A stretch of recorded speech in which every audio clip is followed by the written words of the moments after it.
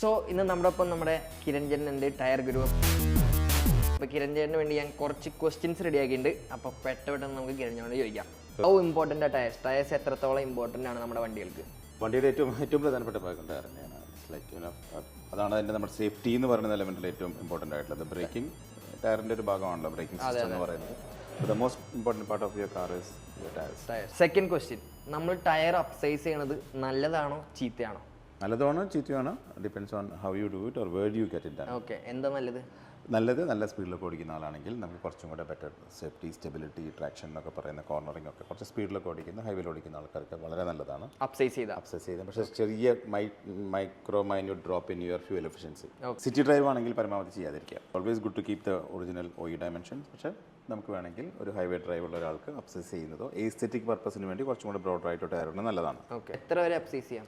Formula 4 +3, അതായത് 215 ആണെങ്കിൽ you can go up to 235.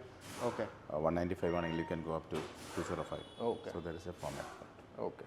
എപ്പോഴും ആൾക്കാർ പറയില്ലേ ഫ്രണ്ട് ടയർ നല്ലതായിരിക്കണം, ബാക്ക് ടയർ തീർന്നു കിട്ടാലും കുഴപ്പമില്ലാന്ന്. അത് എത്രത്തോളം ശരിയാണ്? എൻ്റെ ഒരു ഫേവറേറ്റ് ടോപ്പിക്കാണത്.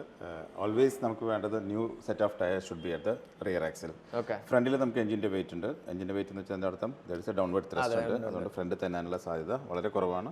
ഓക്കെ. ഇനി അതുപോലെ തന്നെ നമുക്ക് മാനുവർ ചെയ്യാനുള്ള സാധനം നമ്മുടെ കയ്യിലുണ്ട്. Steering is connected always to the front axle. അപ്പോൾ respective of whether is four wheel drive, all wheel drive, front wheel drive, rear wheel drive, ഏത് ഡ്രൈവ് ആയാലും you should make sure that your rear doesn't slip off. Okay, അപ്പോൾ റിയറിൽ നല്ല tyre എപ്പോഴും വേണം. How to check the manufacturing date of a tyre? ഇപ്പോൾ വളരെ സിമ്പിളാണ് ഈ സംഭവം. It's there on the tyre. വളരെ ക്ലിയർ ആയിട്ട് എഴുതിയിട്ടുണ്ടാവും. DOT എന്ന് പറഞ്ഞിട്ടുള്ള ഒരു മാർക്കിങ്ങിൻ്റെ ലാസ്റ്റ് 4 ഡിജിറ്റ്സ് എടുത്തു കഴിഞ്ഞാൽ mostly it is the last 4 digits of DOT. ഒരു 0 to 25 അല്ലെങ്കിൽ 00529 അല്ല 26 എഴുതിയിട്ടുണ്ടെങ്കിൽ that is manufactured on the 5th week ആണ് കേട്ടോ. The first 2 digits says the week and the last 2 digits says the year. ഇങ്ങനെ സിമ്പിളായിട്ട് നമുക്ക് ചെക്ക് ചെയ്യാം ടയർ റീപ്ലേസ് ചെയ്യാറായോ ഇല്ലയോ എന്ന്. അതിൽ പണ്ട് കോയിൻ മെത്തേഡ് ഉണ്ട്, അങ്ങനെ എന്തെങ്കിലും മെത്തേഡ്, ഈസി മെത്തേഡ്സ് എന്തെങ്കിലും? ഈ കോയിൻ മെത്തേഡൊക്കെ വന്നതേ പണ്ട് ഇറ്റ് സ്റ്റാർട്ടഡ് ഫ്രം അമേരിക്കയിൽ പണ്ട് എബ്രഹാം ലിങ്കന്റെ തലയുള്ള കോയിൻ എടുത്ത് വെക്കുമ്പോൾ എബ്രഹാം ലിങ്കന്റെ തലയും മാറി, കോയിന്റെ സൈസും മാറി. അത് നമ്മൾ ഇന്ത്യയിൽ വന്നിട്ട് ചെയ്യാൻ നിൽക്കണ്ട.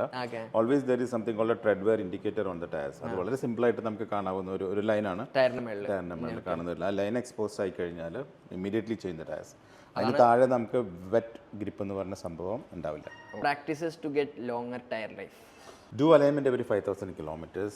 Do balancing every 10,000 kilometers. Rotate your tires in 10,000 kilometers again. But maintain the recommended air pressure, which is the most important part of it. ഇതാണ് 3 ടിപ്സ് ഏറ്റവും ഇമ്പോർട്ടൻ്റ്